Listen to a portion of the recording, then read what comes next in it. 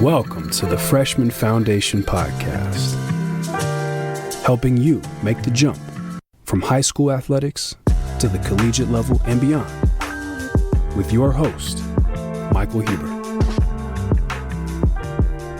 Hey everybody, I'm Mike Huber, founder and CEO of the Freshman Foundation. Welcome to the Freshman Foundation Podcast, a podcast geared specifically toward the transition from high school to college athletics. My guest today is BJ Merriam, Director of Athletic Compliance at Rutgers University in my home state of New Jersey. BJ is also the founder of the Athlete's Edge, a journal for optimal sport performance. Please welcome BJ to the podcast. Hey BJ, what's going on? How are you, man? Hey Mike, thanks so much for having me. I'm really excited to hop on and talk about a subject that I'm passionate about. For sure. There's a lot, it's interesting, we've gotten to know each other a little bit here over the last, month or two. And, when I was thinking about, our conversation today, I just realized there's just you have so much connection to what it is that I'm doing in the different areas that you're working on. And so I just feel like there's so much ground to cover. I'm going to try to keep it relatively, within the fences, because I could go off the reservation pretty quick.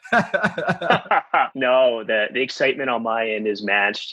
I'm fortunate to work in Rutgers day to day, and my passion is the Athlete's Edge journal and win the mental game. So it's cool when all of it collides. You have so much exciting stuff going on, so it's going to be a great episode. Absolutely, totally. So I guess to get started, we'll start with the more mundane side of things. So tell me about your role as Director of Compliance at Rutgers University. Yeah, so on a daily basis, I help Rutgers Athletics, their student athletes, and then their coaching staff work with NCAA legislation, whether it be amateurism, benefits, eligibility. I am the go-to liaison for 4 different programs, working with the student athletes and coaching staff to help them navigate any issues they may have. But also, compliance sometimes gets a bad rep. So we want to make sure that, ultimately we are, the advocate of the student athletes. We're not here to be police officers. We're here to be protectors, and we are a value-added service to our coaches and our student athletes. That's really well said. I don't claim to be an expert on what,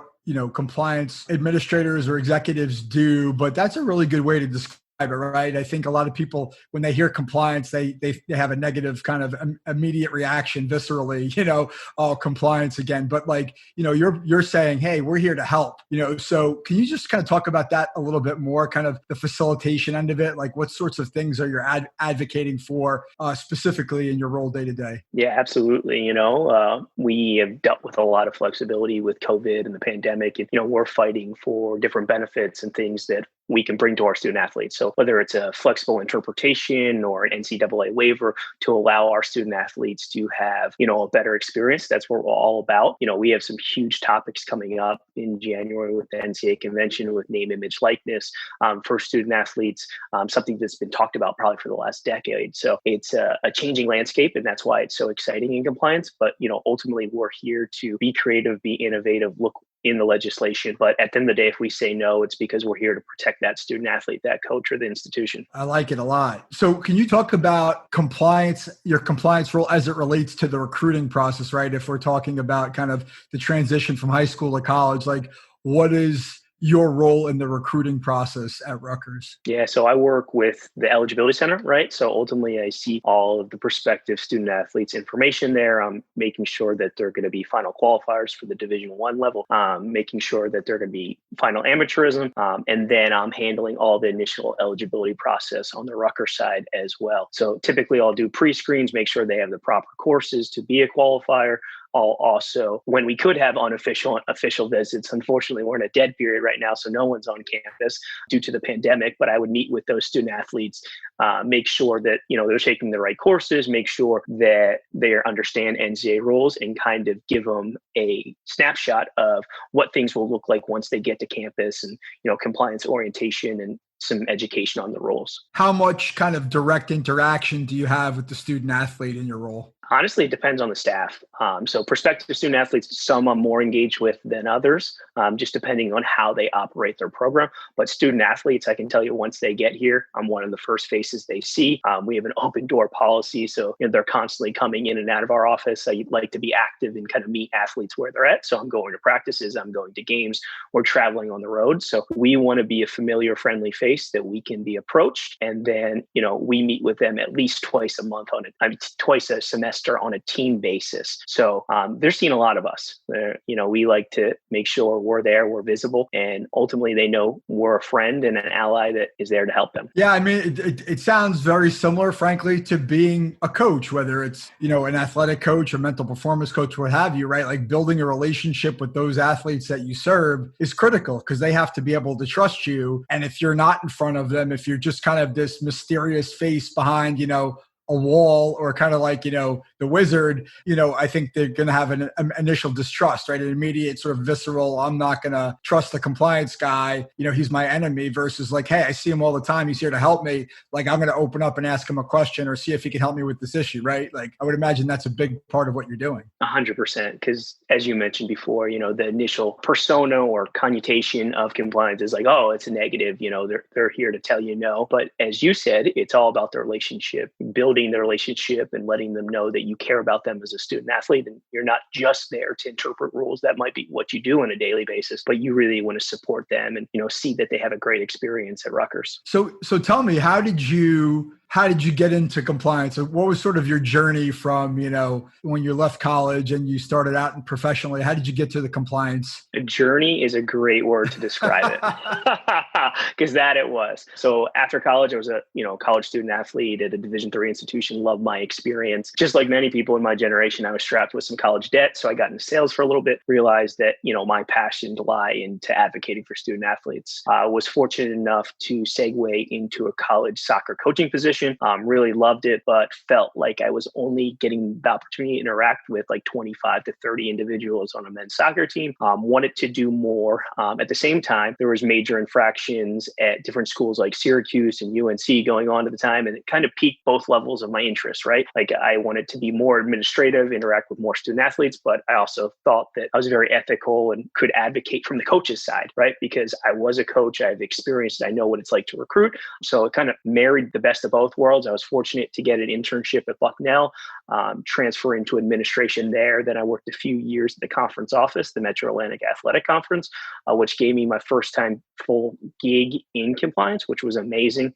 From there, I knew I wanted to get back on campus because I missed the interaction on a daily basis with student athletes and coaches. So I worked at the University of Pennsylvania for a few years, really liked the Ivy League, liked my time there. Then I was fortunate, a mentor called me up about a position at Rutgers, my home state.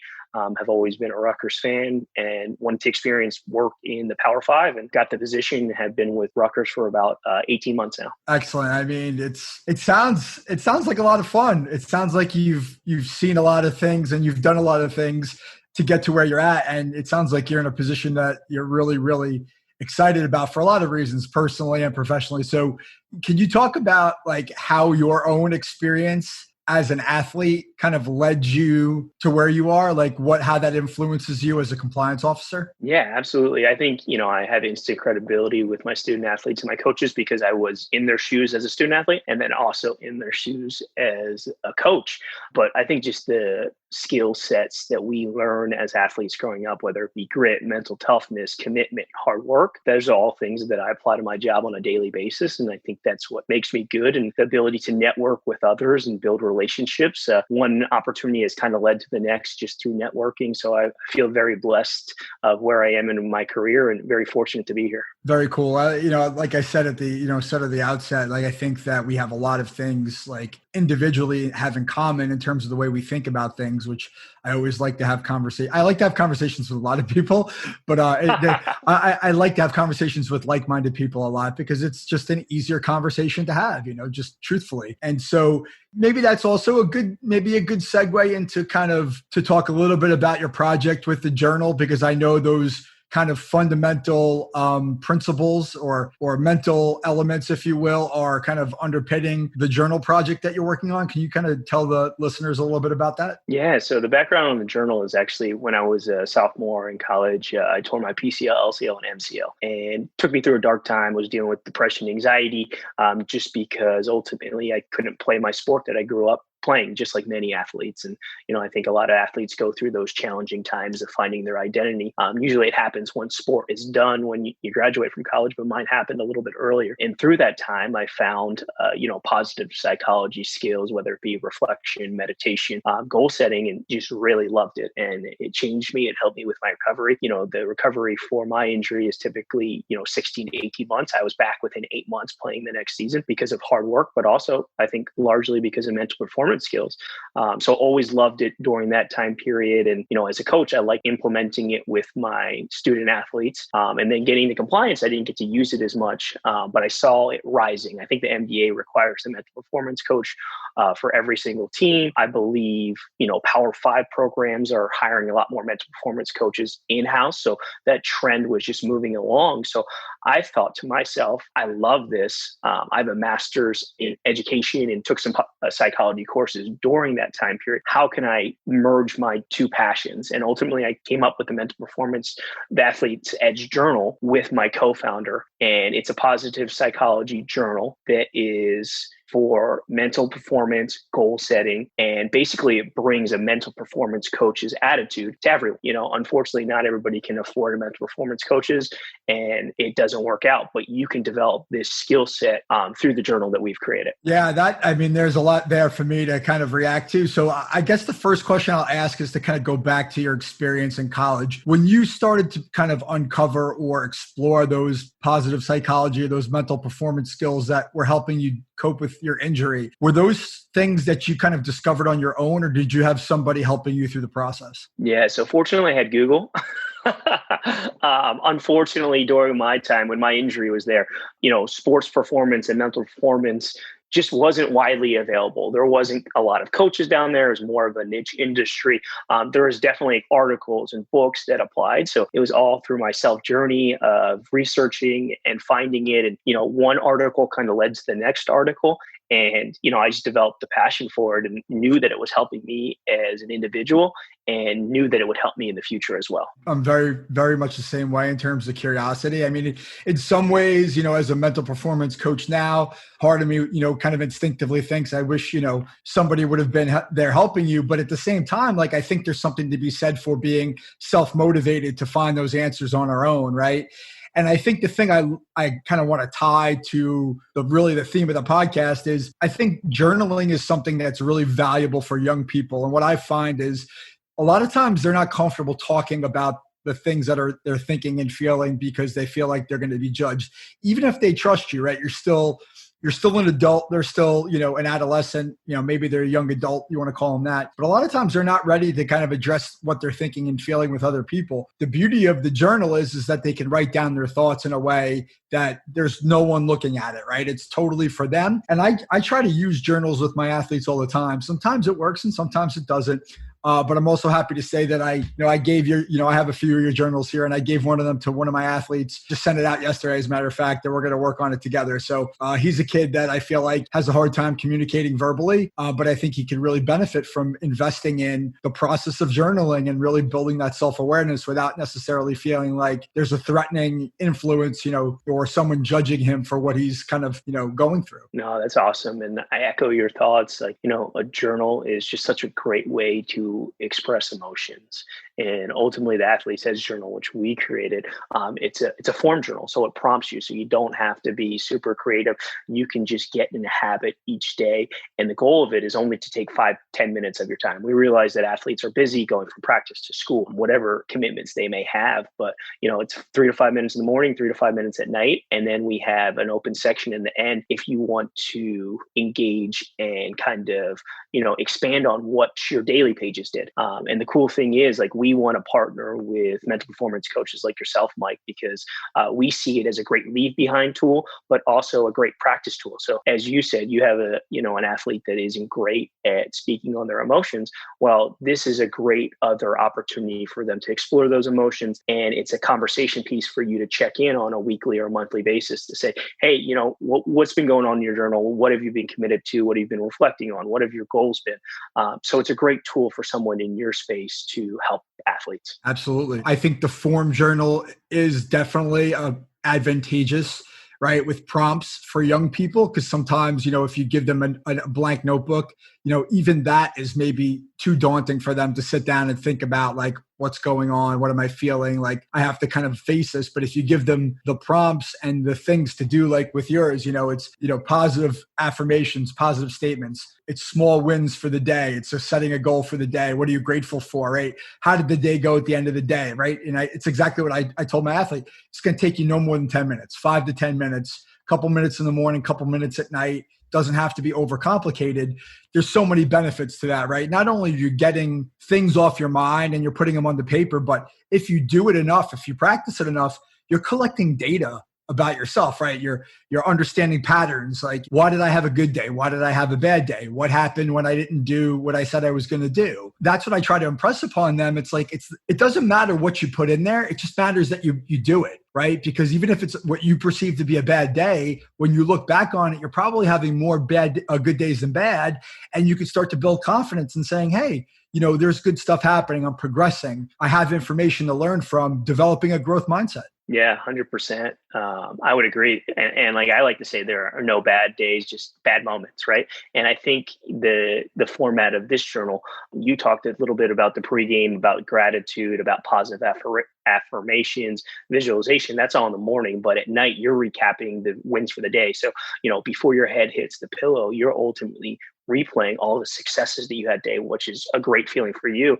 And then you're also looking forward to what you have the next day. So it's just reframing your mind constantly and making you more intentional about your daily life, which will ultimately lead to more self-discipline and hopefully success. Exactly. Self-discipline. I think that's probably one of the hardest things that I struggle with as a mental performance coach, is impressing upon my athletes, my young athletes who are mostly high school aged, the benefits of a good habit, benefits of self-discipline, not so much the content of what you're doing, but just getting in that act every single day, practicing these mental skills, which are the same as physical skills, but they're definitely, it's definitely not always viewed that way, right? Like, athletes want to go out, they want to practice, they want to weight train, they want to run, they, do all those things physically, but they don't want to put in the time mentally. I mean, what's your view on that, or what's your experience with that as a coach or an athlete? Yeah, it's funny. Like, the mental performance skills or their soft skills, they're not as sexy, right? At the end of the day, is like doing push-ups or putting an extra training session, whether you be a soccer player or a baseball player, to get some extra, reps in the cages or extra footwork, right? That makes it so easy. But you realize that eventually you're going to be exhausted and you can't push your body anymore. But there is an opportunity to push your mind. So if you can enhance your mind, you can take your game from here to here without even touching a ball or, doing any extra reps, because, there's this whole other portion of your game that's untouched. There's a game, I like to say, like about 90% mental, right? Like, you can have the skill set, but if you're not mentally there, it's going to be hard for you to be successful and achieve your goals. So there's just so much untapped potential in mental performance that often goes overlooked. Absolutely. I mean, you're not going to get an argument from me. I mean, that's what I do for a living every day, is trying to impress upon, frankly, anybody, right? Like, we talk about sports psychology, we talk about mental performance in the sport context, but it really does apply to all aspects of life. And I think that for college athletes or high school athletes who are getting into these good habits, these are things that'll carry on well beyond their athletic career, and being able to, it's funny.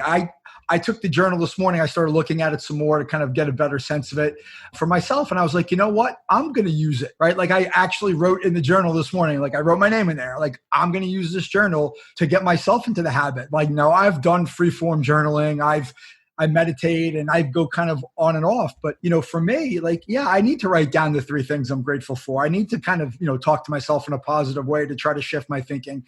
I'm not, just because I do it for a living doesn't mean I'm immune from, immune to kind of the roller coaster of emotions, the ups and downs that anybody would have. And so I feel like it has the application well beyond, just sport, the corporate athlete, if you will. That's a phrase I hear a lot. So is that something that you've thought about, in terms of applying it beyond athletics? Yeah, absolutely. At the end of the day, we developed this for athletes because we felt like there wasn't really anything that was amazing in this niche. You'll see some, if you Google it, you'll see some spiral brown notebooks, you'll see some, various tools, but nothing that was complete.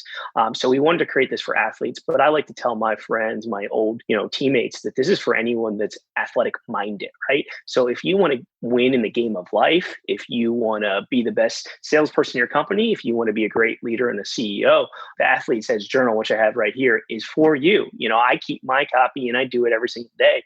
And my wife, will realize when, I'm just in a bad mood or grumpy. She's like, did you journal today? Did you meditate? Did you, what did you do to take care of yourself ultimately? So, even me who's in their mid 30s, I'm doing it on a daily basis because it's just making me a better holistic person. So the short answer to your question is yes, it's for everyone, but we just love the connotation and, what it can bring to athletes and, specifically what it could bring to a team, right? I think truly if you can get your entire team on this type of tool with a mental performance coach, it's going to expand your culture. It's going to expand the camaraderie of the teammates and, the potential is limitless. Yeah. I had an image of a team full of athletes, regardless of sport, with their gear on, walking around with their journals in their hands, I agree with that, right? I think a lot of times, whether it's meditation, journaling, anything related to any sort of mental, skill development, I think there's still, unfortunately, a kind of a stigma, right, to the idea of, I'm doing this, I'm carrying around a journal, what's wrong with you? Or, you meditate, that's weird. I guess there's still a lot of that goes on, which kind of boggles my mind. But at the same time, it's just a lack of awareness. And I think, the more that people like you can be out there, sort of talking about the benefits of this and saying, hey, I do this too. I think it just goes a long way to kind of spreading the word and building that acceptance of, the things that we can do to take care of ourselves, to take care of our mental well-being, all those things. I think it's just so important. As a follow-up, I'm curious. So how did you develop the contents of each day's journal, right? The elements, how did you come up with those prompts? What was that process like? Yeah. So as I said, I have a master's degree and took some sports psychology courses there. So that kind of gave me a good blueprint. And then fortunately at Penn, I sat through some, their positive psychology department did some in-services and conferences for our athletic department. So I got to, kind of see what they pitched and, how that helped their athletes. So that was great. And then, I utilized coaches that I knew in my network and athletes that I knew in my network and kind of just pick their brain on questions. There was multiple drafts. This final copy certainly wasn't the only copy. So then we finally got to, a product that we thought that was concise enough, number one, because we wanted it to be concise, but also expansive enough to talk about gratitude, to talk about daily quotes, affirmations, visualization, and then victories and goal setting that, we felt like those were the right tools to help an athlete succeed in a journal. I think it does a really good job of encapsulating a lot of important concepts in a very concise way, on a daily basis. So for me, I just find that simplicity, with any of my clients, but particularly young ones, the simpler you can make it, the more straightforward you can make it, the easier it's going to be to get, to use a word, compliance, to get them to be compliant and to get them to do the work so it doesn't seem overwhelming. And I think that's a lot of times mental performance is viewed as kind of an extra or a nice to have, but not something you have to do every day. It's just sort of like gravy. And that's the thing that falls off. And I really try to impress upon them, hey, this has to be a part of what you're doing every day. Otherwise, you're just going to lose that edge because you're not practicing. And the journal helps you do that. Absolutely. And kind of looking back at myself as a young athlete, I wish I had someone like you or wish I had a tool like this to help me, because often at that time you're young and kind of influenced by your friends and your friends aren't doing it. Then, maybe you won't do it, right? At the end of the day. But, if your parents invest in a mental performance coach or a tool that's going to help you, you can definitely see the improvement that you're making. And the cool thing about our journal is that it's for 4 months long, which is a typical season. So 3 to 4 years from now, you can go back and look through all the obstacles, all the setbacks you had, the bad moments, the big wins, and you can look at that snapshot, and maybe it's going to help you solve a problem or get you through an experience that you're currently going through, and reframing it, say, oh, I've already been there. I've already accomplished this. I've overcome this, and I can get through this time period. Absolutely. And that's kind of what I was getting at before. And I think you said it better than I did. But yeah, you're collecting that data to see those patterns, to say like, hey, I've been through this before. Let me go back and look at my, my journal to say like, I've already gotten through this, right? That's such a big part of developing confidence, right? I talk about this with athletes all the time. Probably the biggest thing that drives confidence is the fact that you've actually done something before. And it's amazing that the brain will take you to the negative, but it won't allow you to go back to the positive, right? But if you can remind yourself, hey, I did this 3 months ago and I got through it, and here's how I succeeded, that's going to boost your confidence in the current, in the current moment, to say, I can do this again, versus emphasizing the negative and saying, there's no way I'm going to be able to solve this problem. And I love the power of that, to be able to go back and reflect on something you did before, to use that as a way to kind of bring up your confidence in the present. Absolutely.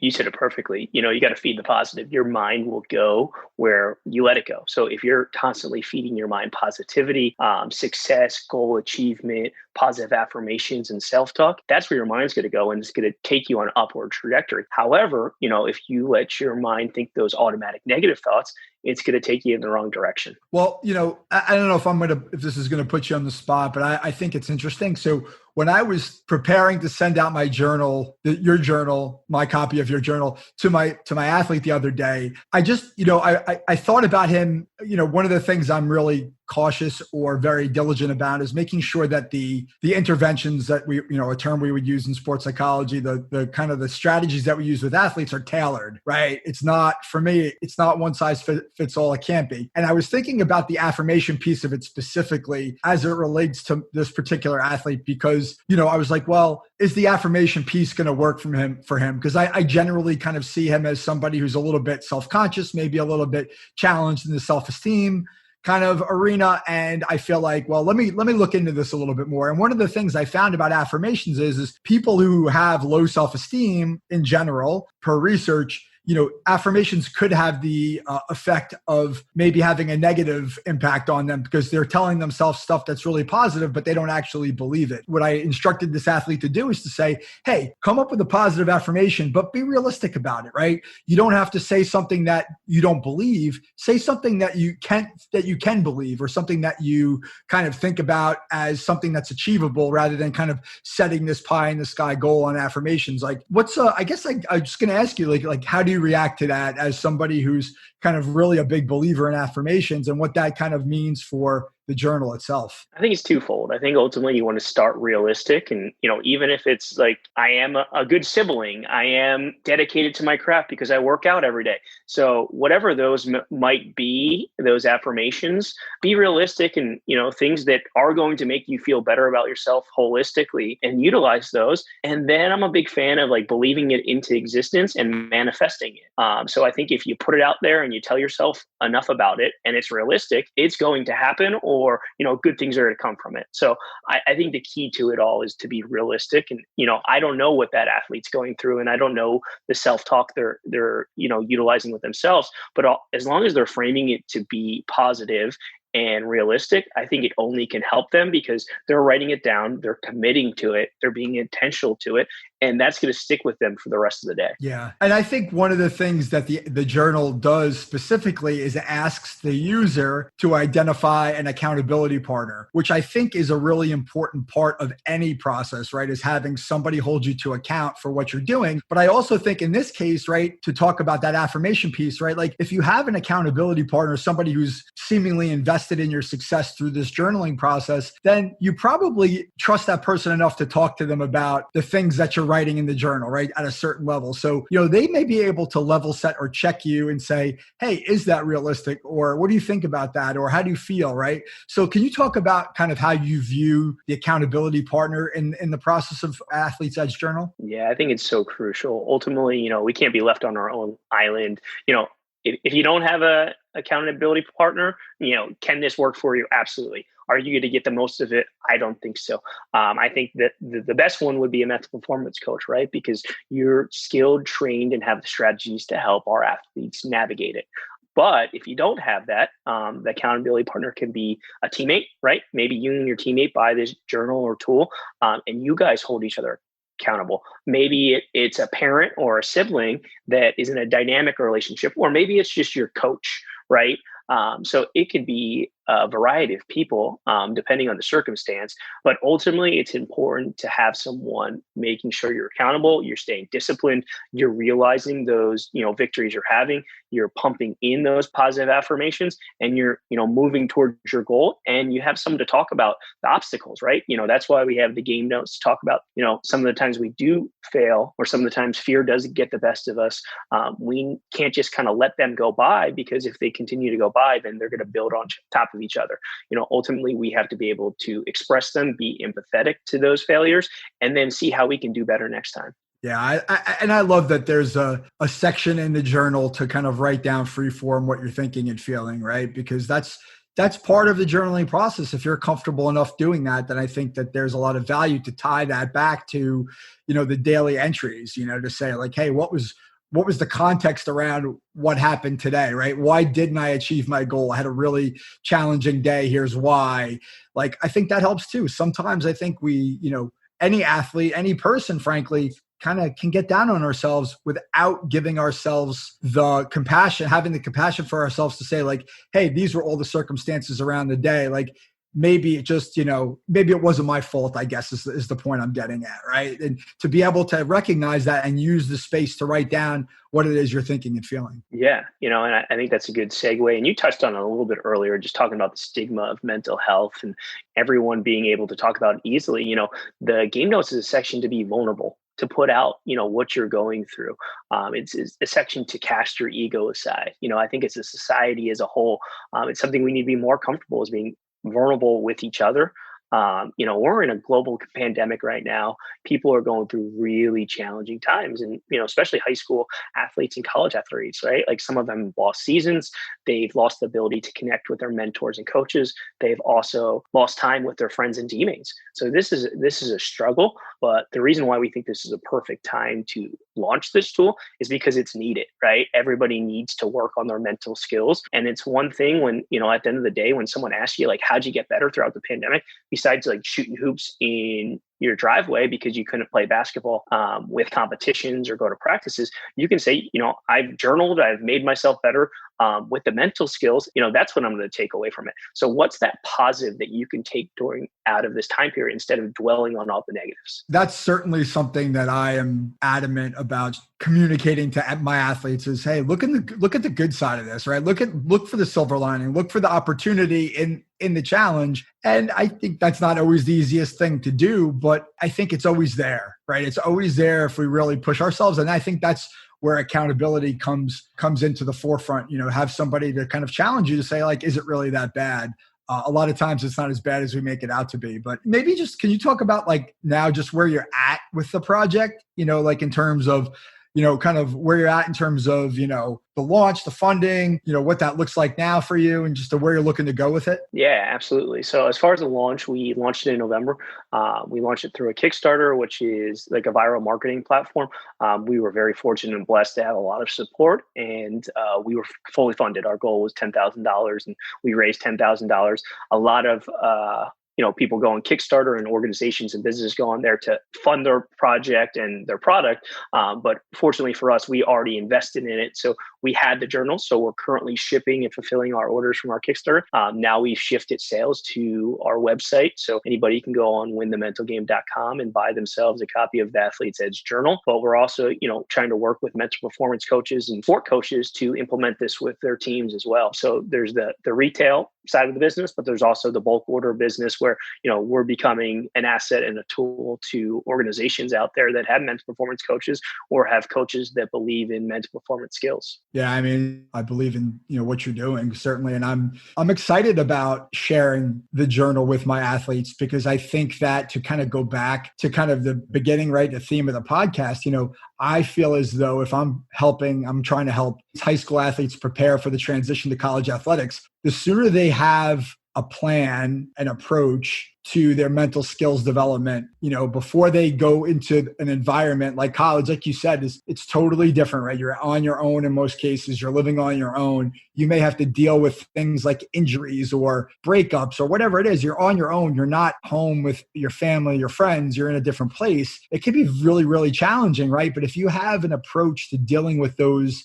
challenges mentally before you even get to college, theoretically, you should be so much better off when those things happen, because you've already found a way to work through it, or you've had a practice in place that will help you kind of manage those challenges. Absolutely. You are light years ahead of the game if you already know how to cope with your emotions. You already have tools in your arsenal to succeed. We've talked about it on personal conversations, going back as a student athlete, going back as a coach. Our freshmen that come on campus, it's just such a transition, right? You're learning how to, thrive away from your parents for the first time.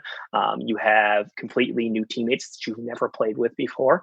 You have completely new coaches that might have recruited you to the institution, but, you haven't operated under a practice with them. You haven't been in their team meetings. So it's just such a different immersion when it's academic, social, and athletic to kind of grasp your head around. And unfortunately, it takes a lot of freshmen a couple months to figure it out, where, if you're someone who is preparing for this, whether it's with a mental performance coach or you're just strategizing on your own for a couple months and kind of, creating a plan on how you're going to attack it and how you're going to be the best version of yourself, you're going to be ahead of the game and you're going to acclimate to that setting a lot faster. I like what you said, academic, social, and athletic, right? Because that's the way I think about it. Frankly, when I'm thinking about preparing athletes for the transition, those are really three very big things, pretty much covers, everything, right? Like social, making new friends, adjusting to a new environment, responsibilities, academics, time management, the athletic piece of it, right? The time management piece of that, but also the dynamics with coaches, communications. I mean, there's just so much that goes into it. And that shift from being home with somebody maybe to drive you somewhere or tell you where to go, when to go, what to do, helping you through stuff, giving you money, whatever it is, right? That happens when you're home with your parents and your family, and then moving on to face all those challenges on your own. It can be really, really traumatic. It was for me, and I wasn't even an athlete in college.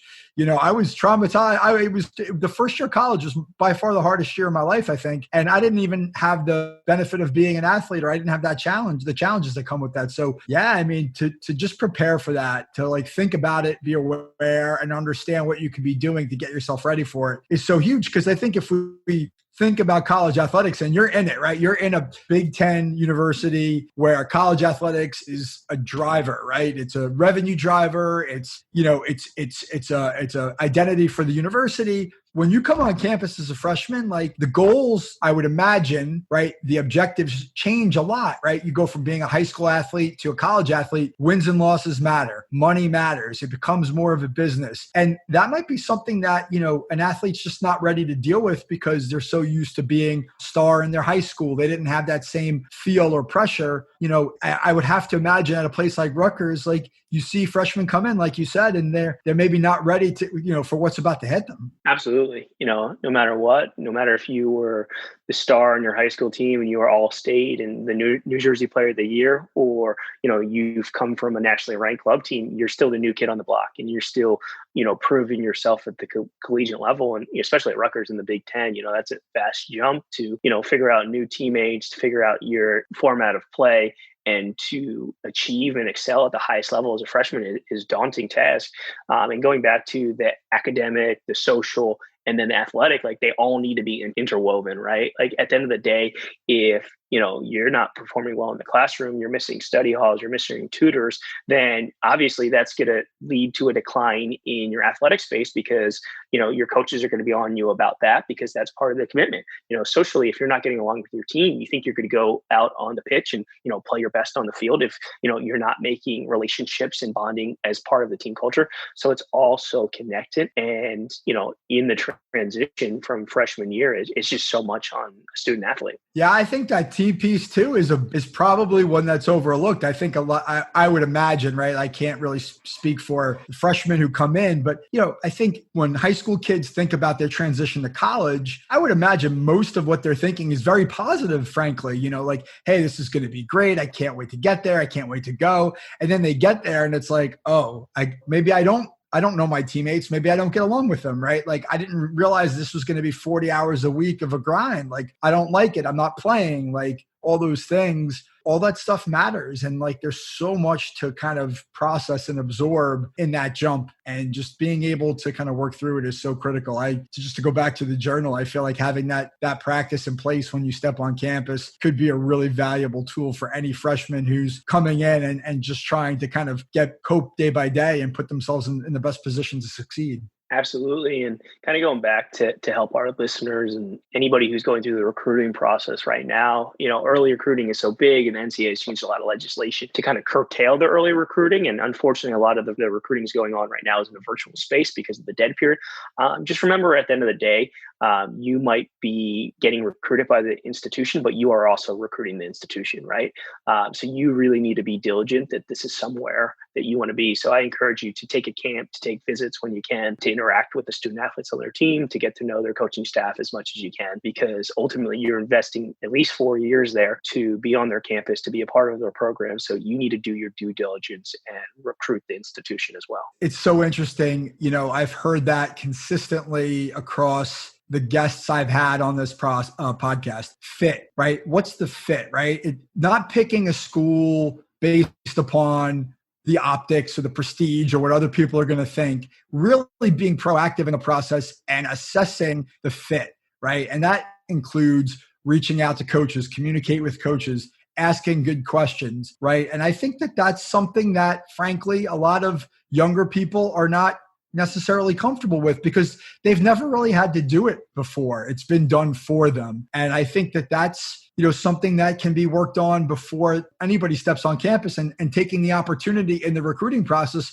to really build up that skill of being proactive and, kind of advocating for yourself, right? Being an advocate for yourself and really finding that fit that works for you rather than letting the process be dictated to you as an athlete. Absolutely. And, I think you should definitely bring your parents along with you when you go on those visits. I think they can be big assets. Obviously, they're more mature. They've been through the process before. They know how to connect, but you should also be invested in those conversations with the coaching staff. When I was a coach, we'd had prospective student athletes come into our office, chat with us. They wouldn't do any of the talking. The parents would do all the talking, which was at sometimes like a red flag. I'm like, well, we didn't hear from that individual at all during our meeting. Like, how are they going to fit? How are they going to gel with the team? How's their relationship going to be with our staff? So I would encourage the prospective student athletes out there to, take an active role in that process when they're on campuses and when they're talking with recruits. Definitely have your parents there as a support. As a, 16 to 17 to 18-year-old young man or women, I'm sure it's a daunting task to talk to college coaches and go through the process. So that support system is needed, but definitely be active participant in those conversations. So I think most of what we've talked about today has been really centered around the athlete, which I love that conversation because I think that they, as young people, probably have the biggest learning curve. And that's really who my audience, I think, is in many ways, because those are the people that I coach. But my clients are also the parents. And so from your perspective, in the various roles that you have in your experiences, like what would be your advice to parents in the process? Yeah, I would just be advocates and champions of your son or daughter at the end of the day. I would let them explore the process, learn for themselves, be there to, guide them and direct them through the process, because at the end of the day. If you're way too hands-on, then your son or daughter might really struggle when they have independence and go to college for themselves. So be a support system, be there to, help them ask the good questions, to reflect on their visits, to reflect on what they really want out of a college experience. So at the end of the day, they're there to be a champion and an advocate and a guide. Excellent. I think that's really good advice. So as we wrap up, a couple more questions. Is there anything that we haven't covered that you'd like to kind of share with the listeners? No, I think we covered a lot, Mike. We did. We've touched on a lot. No, I'm just really excited to be here. I think what you're doing with the Freshman Foundation is amazing. I think it's a tool that's needed in this, industry that we work in. I'm excited of what we have going on at Rutgers, but also I'm excited about the Athletes Edge Journal and where it's going, because as I said before, I think the athletic mental performance space needs this. I think more high school, college, and professional athletes need these tools. And as I mentioned, not everybody can invest in a mental performance coach. So this is a great opportunity to expand your thinking, work on a different skill set, and just become a more successful version of yourself. So if you had to leave the listeners with just, one point of emphasis, one thing that you think is the most important thing that we talked about, like what would you say? Yeah, I think just a positive, upbeat attitude at the end of the day. I think that can take you in a lot of places in life, whether it's being positive about your craft on a daily basis, positive about your small wins, but just seeing the positive in each situation. That doesn't mean you have to always be positive, right? Let's be realistic. We all go through tough times, but if you can find the good in every aspect, like hunt the good stuff, what we talked about earlier, it's going to help you be a more successful individual.